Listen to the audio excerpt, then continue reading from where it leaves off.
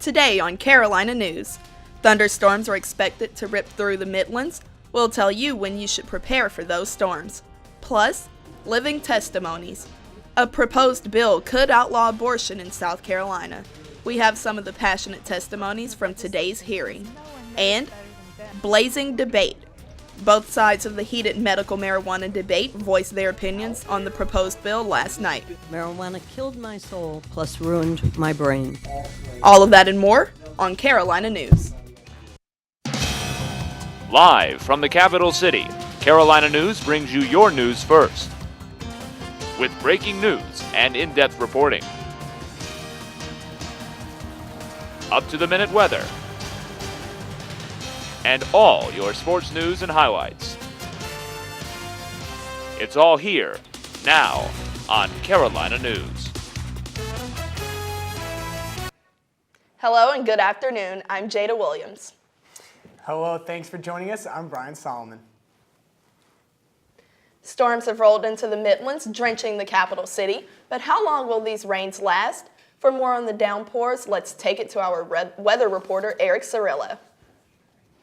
That is right, Jada. It is pouring down rain right now. You know, it was sunny earlier in the day, but those clouds moved in fast and they have completely taken over. And currently we're on a thunderstorm watch. If you take a look behind me, you can see the areas in red. That's a severe thunderstorm watch. Now, we aren't under that currently, but like I said, they are moving quickly and will be in our area tonight and into the morning. Currently, there is a flash flood warning going on for the Midlands area up until 5 tonight. Later on the show, I'll have your complete forecast along with the most up-to-date information on where those storms are and where they're headed. Jada, Bryan, back to you. More than a dozen people are dead after a truck collided with a church bus in Texas. Officials say that a pickup truck swerved into oncoming traffic on Wednesday afternoon, hitting a church bus with 13 people head-on. The victims include the driver and the passengers of the bus, but they have not yet been identified. The clash happened just over 70 miles west of San Antonio. One Sumter man is behind bars this evening after deputies say he lit his girlfriend on fire. This man, Roy Billy Hulan, is being charged with attempted murder and aggravated domestic violence. His girlfriend was flown to the Augusta Burn Center with severe burns on her body. Despite the injuries, she is still alert and talked to the authorities. Well, just moments ago, Republican leaders in the North Carolina General Assembly voted to repeal the bathroom law HB 2. House Speaker Tim Moore and Senate Leader Phil Berger announced they had reached a compromise with Governor Roy Cooper Wednesday night, in which the agreement would end HB 2. The state of North Carolina lost NCAA championship events this year because of the law and would not be able to host any other NCAA championship events through 2022 if the law was not repealed by today. Governor Cooper is expected to sign the repeal into law soon.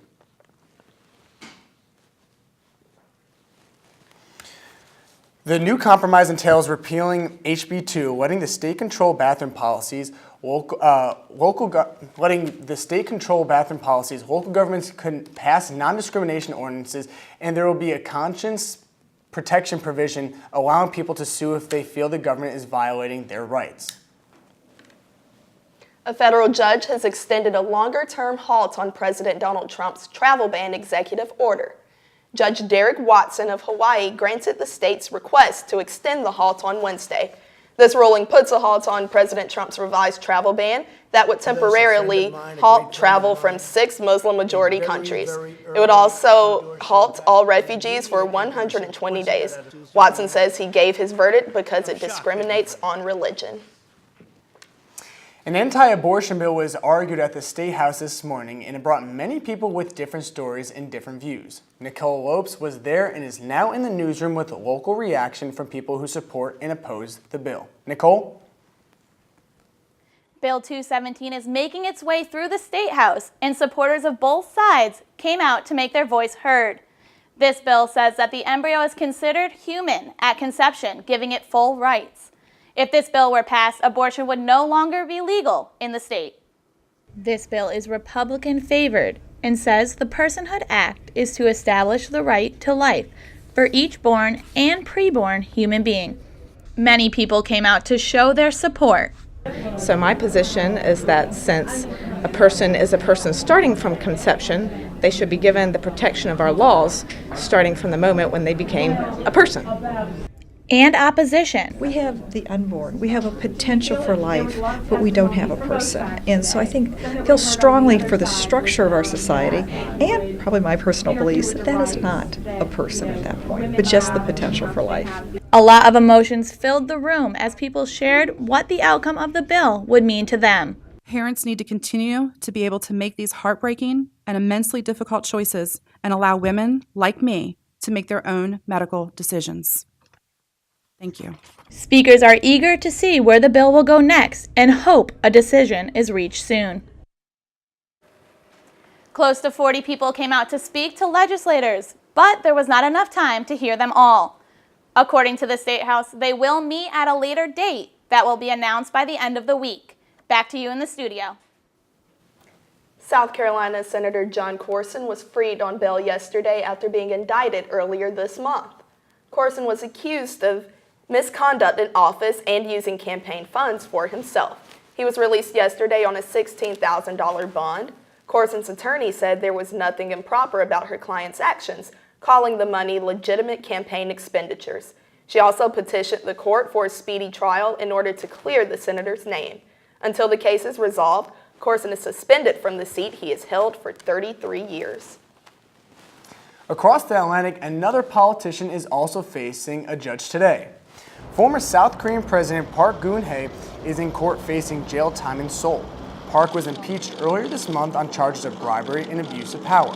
The corruption scandal involves one of Park's longtime friends and members of Samsung. According to some international outlets, an arrest warrant has been issued for Park this afternoon on the grounds that she could destroy evidence. The Gamecock men's basketball win last Sunday sent waves of people to flood the streets of 5 Points and go for a swim in the Thomas Cooper Fountain in celebration. Our Parker King investigated what preparations are being made in case of a win on Saturday. Sunday's Elite Eight win over the Florida Gators sent crowds of fans storming the streets of Columbia in celebration.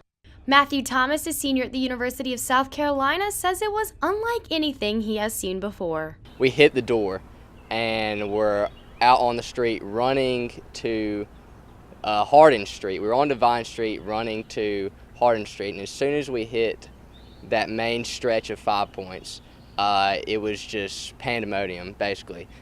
When the buzzers sounded, hundreds flooded the streets of 5 Points, leading police to block off streets. So many people were already out there on the street, running in the streets. Fans rallied around this fountain in 5 Points, many jumping in. The same victory swim happened here at the Thomas Cooper Fountain on campus, where hundreds of students took a dip in celebration.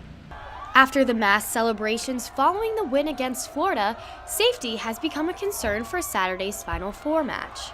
Jeffrey Stenslin, the director of public relations at USC, said in a statement, "The safety of our students is always our top concern.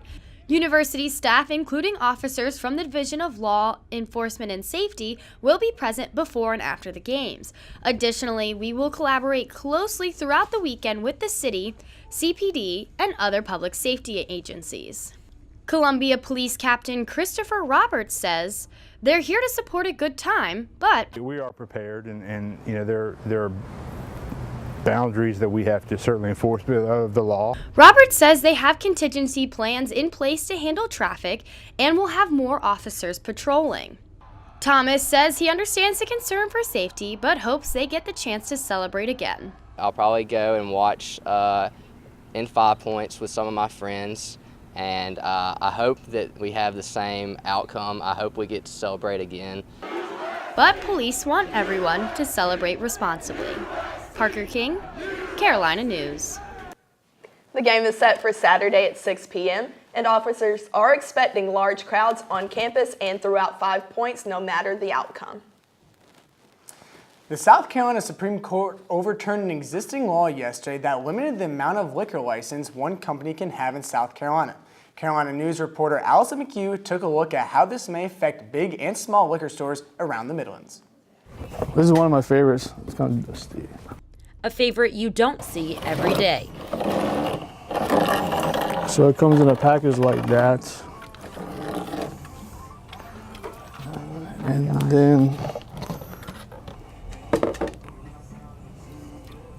voila.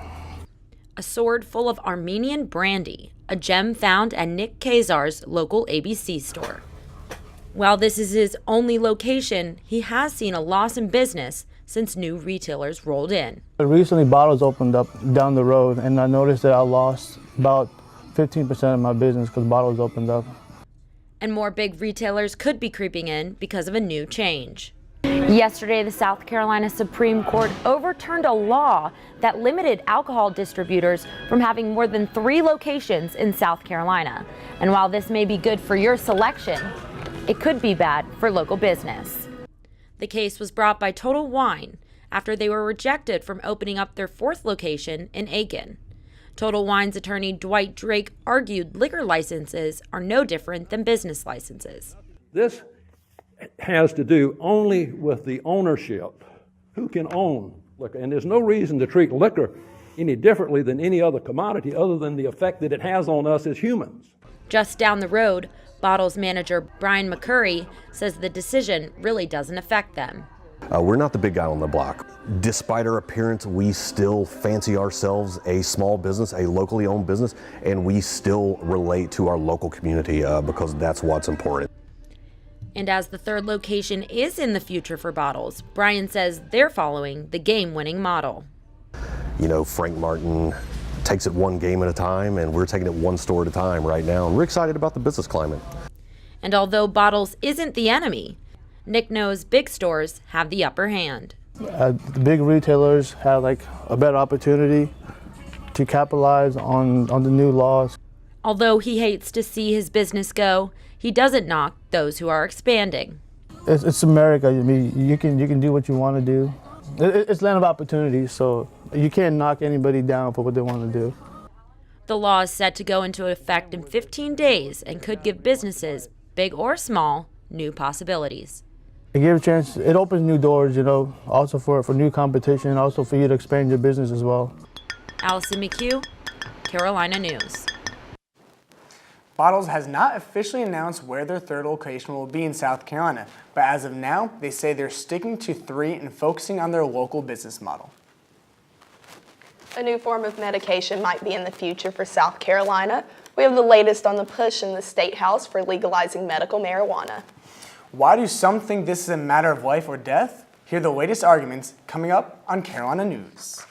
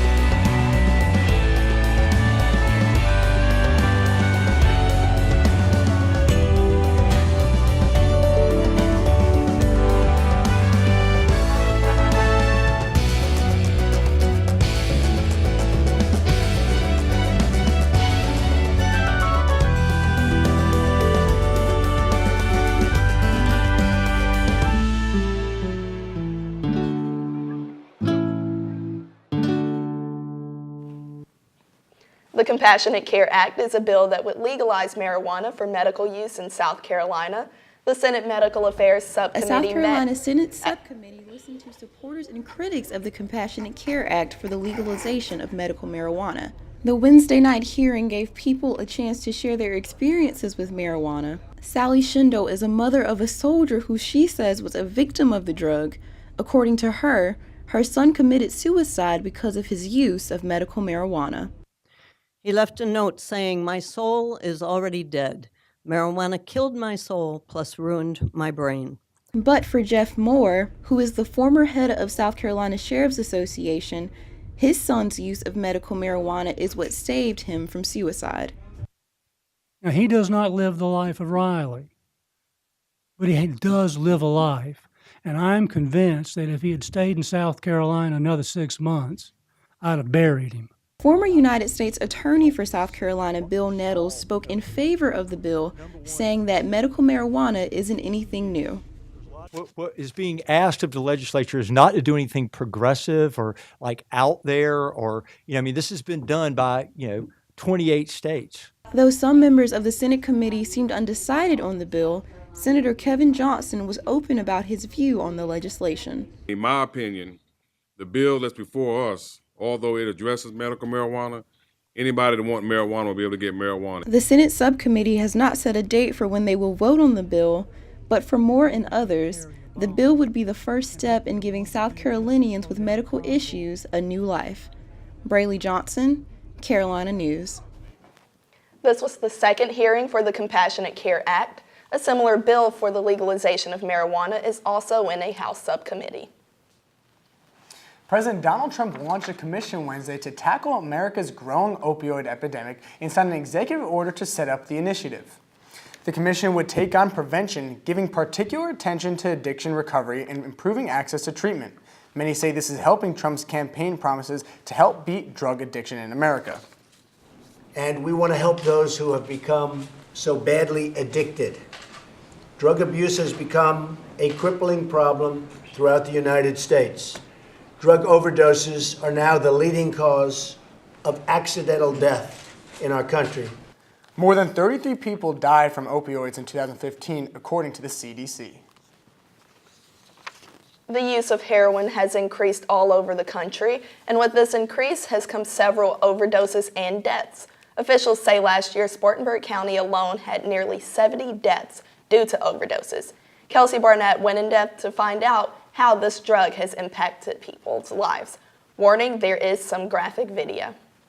Heroin is a highly addictive drug that has become increasingly popular over the years. It affects the central nervous system and creates a very powerful high. Rehabilitated user Stas Novinsky says his gateway to the potent drug was quick. As a senior in high school, he started smoking marijuana, and by Novinsky's freshman year of college, he was introduced to cocaine and heroin. And it seems that the younger generation almost doesn't have a fear of consequences, which is really, a part of youth, is like they feel invincible and stuff like that, but they're not invincible, and the drugs take hold of them way faster than they ever could imagine. Coroner Rusty Clevenger says addiction has no certain look. This drug has affected people of all ages and all ethnicities. I've had ministers, counselors from every age group and ethnic background, be found dead with an introduction of heroin and or the mixture of fentanyl and heroin. A lot of people are using it more recreationally now. Spartanburg resident Ben Barnett recently lost a friend, Hunter Geis, to a heroin overdose. Barnett and Geis had played tennis together in high school, and Barnett never suspected Geis was involved with drugs. He was very positive, very happy, and probably one of the funniest people I've ever been around. And that, to me was just kind of shocking that, someone that could make everyone else so happy was in so much pain. And so for me, it was a shock, to find out that he was using, and ultimately that was the cause of his death. Novinsky says addiction is cunning and tricky. Addicts will risk anything to reach the high that they desire, even if it means risking their life. And the way that someone who's addicted's mind works is when they hear that their friend overdosed, even though they may have died or ended up in the hospital, their thought is, oh, I need to find out where they got that heroin and I want some of it, which really shows how sick their thinking is. Recovery from such a potent drug takes time. You have to trade instant gratification for delayed gratification. It is not easy, but it is worth it, according to Novinsky. The delayed gratification is much more rewarding and doesn't fade in 20 minutes to an hour. I would say that you can get your whole life back, plus things that you never dreamed of. And I would say that I'm so glad I don't spend, $1,000 a day on drugs anymore, because that's pretty expensive. This deadly drug is not only expensive, but every time you do heroin, you are taking your life in your own hands. Kelsey Barnett, Carolina News. Heroin addiction is very serious but not impossible to beat. There are treatment centers all over the country to help people in need, and addiction centers right here in South Carolina. If you or someone you know is in need of help, get online and go to crossroadstreatmentcenters.com. It may be downpour out there, but how long will this rain be here? For more on today's weather, we hand it over to Eric, who's in the Weather Center with the latest. What's it looking like on the radar, Eric? Well, these storms are moving across South Carolina right now, as you can see, and they're moving pretty rapidly. Coming up next, I'll have your complete forecast and when you can expect the rain to fall.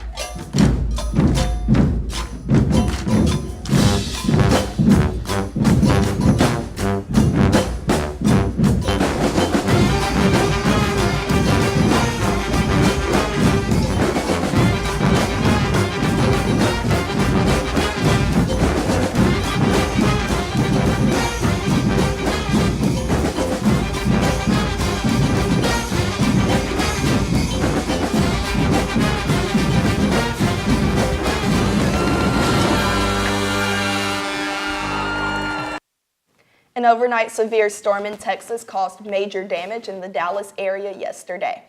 Bricks destroyed cars and strong winds as fast as 90 miles per hour in some areas blew over trees. There were also several tornado warnings because of the storms. No injuries have been reported, but at least 250,000 people lost power. Well, storms have been pounding Texas lately, but we may have some rains headed our way, right, Eric? Well, they're headed our way, and they are here right now. Just coming in here, it is pouring outside right now, like we were talking about earlier. But let's talk about currently in Columbia. It is 76 degrees outside right now with heavy showers. Humidity is at about 61%. Winds are south-southeast at 11 miles per hour. We can expect those to pick up into the evening. Taking a look around the state. 65 in the upstate, 67 in Rock Hill, all along the coast, a little bit cooler, 69, 72, and 75. Taking a look around the country, you can see we have this heavy weather maker going on right here. It is pushing south and it is moving very quickly. It'll be in South Carolina, well currently it is right now, but even more is to come over the night and into the morning. And as you can see, like taking a look at tomorrow, it'll be all along the coast and parts up into the north, even in parts of Ohio and Illinois. It's taken over everywhere. Now we don't have a severe thunderstorm yet, but that could happen overnight with these storms. Now, with these storms blowing out, we have a high over in the west that's taken over. That's going to be bringing in some nice sunshine this weekend. Temperatures will raise up a little bit, but look out. We have another weather maker coming across this way, bringing it into our work week, and so we'll have rain back here soon. Again, that thunderstorm watch we're taking a look at. See, Columbia's down here. We're going to miss that severe thunderstorm watch, but we are on a watch, so watch out for that. Most of it will hit in the North Carolina and Virginia area. Tonight's lows, 64 here in the Midlands, 60 and 61 in the upstate and all along the coast. A little cooler, 64 Myrtle Beach, 66 Charleston, and 65 in Hilton Head. And then tomorrow those highs are going to be a little warmer than today, 80 in Columbia, mid-70s in the upstate, and along the coast, relatively the same, mid-70s as well. Take a look at that 5-day forecast. We have morning showers tomorrow, but those will give way to sun in the afternoon, setting us up for a beautiful weekend. And then, like I said, 30% chance of showers coming into the work week. So if you're going out, make sure you have an umbrella, a jacket, and make sure you have your rain boots on too, because it could flood. So watch out I hope for that. it doesn't flood. I really don't. Well, the women's basketball team is in Dallas for the Final Four. We'll have that preview for you coming up next.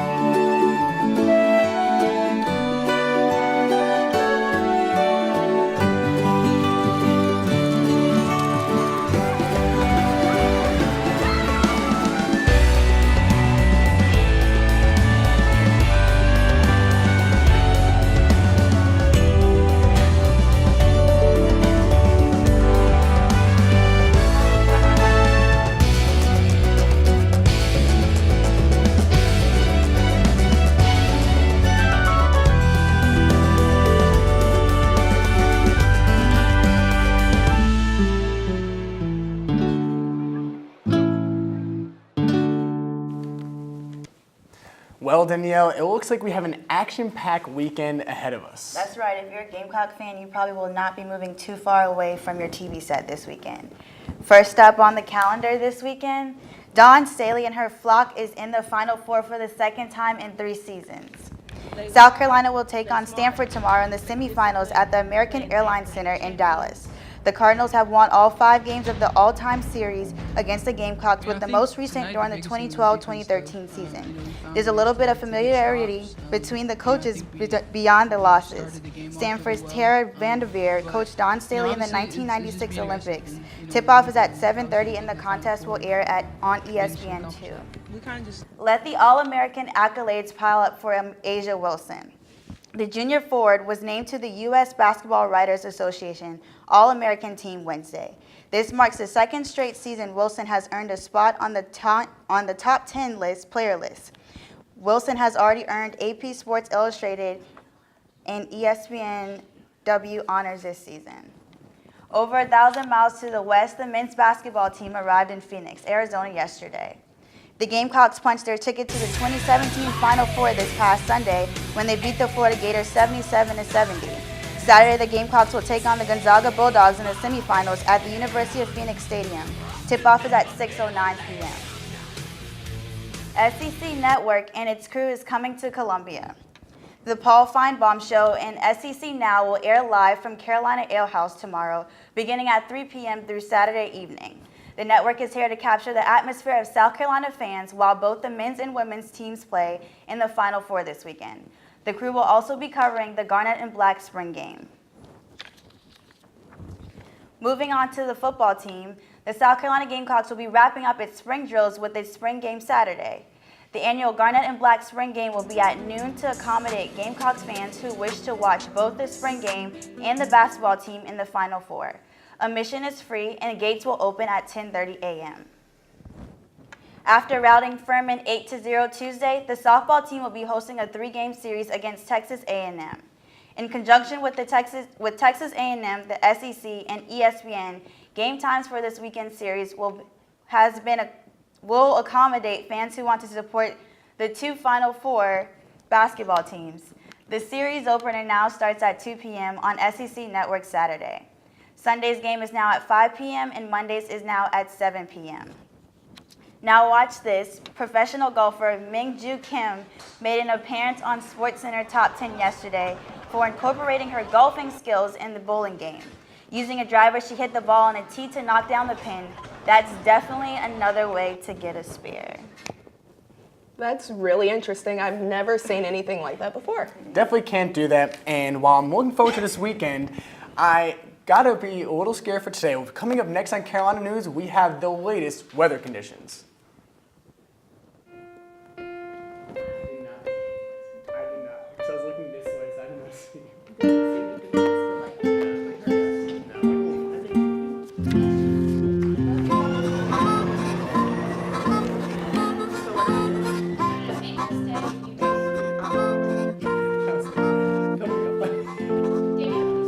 Oh, I bet you.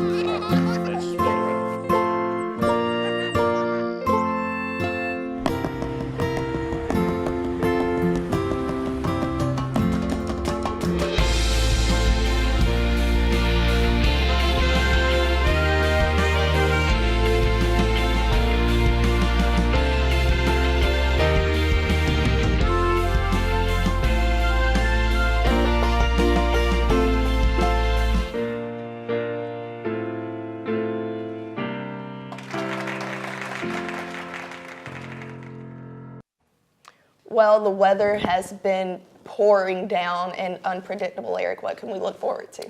Well, we can look forward to more of exactly that. Into this evening, we've got much more rain coming and into tomorrow morning. Like I said, 80% chance of morning showers on Friday. And then that will break away actually by the afternoon and the sun's going to come out in full effect. Then bringing us into a beautiful weekend on Saturday and Sunday. Beautiful sunny, low 80s. And then the clouds are going to roll back in on Monday and Tuesday, bringing us showers to start off that work week. So keep those rain jackets and umbrellas handy. Well, I cannot wait for this weekend, right? Well, that's all the time we have for today. Thanks so much for being with us. See you tomorrow and have a good evening.